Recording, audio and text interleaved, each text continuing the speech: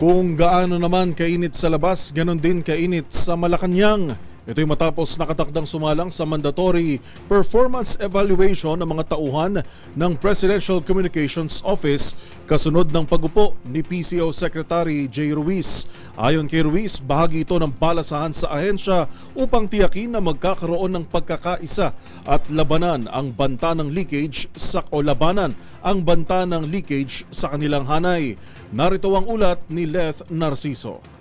Ipinaliwanag ni Presidential Communications Secretary J. Ruiz na standard operating procedures ang pagsusumite ng courtesy resignation kapag may bagong umuupong pinuno ng ahensya.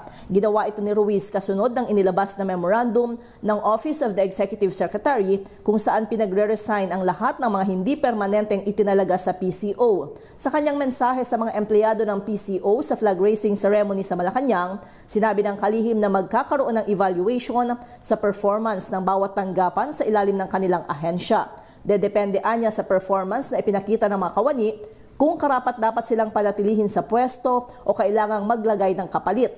Inabisuhan din ito ang lahat ng mga opisyal at empleyado ng PCO na magdadala siya ng sariling mga tao na kanyang pinagkakatiwalaan. Mahirap naman kasi anyang magtrabaho nang hindi niya kilala ang mga makakasama. Inamin ni Secretary Ruiz na may insidente ng leakages o pagkalat ng sensitibong impormasyon sa PCO. Bukod dito, may nangyayari ring intriga at siraan sa loob ng ahensya, bagay na nakaaapekto sa kanilang trabaho. Nilinaw ni Ruiz na hindi personalan at hindi madadaan sa palakasan, pagiging kakilala o kaibigan ang pagkuha niya ng mga tao kundi base sa trabaho at kakayahan. Para sa MBC TV Network News, ito si Leth Narciso, una sa Pilipinas, una sa Pilipino.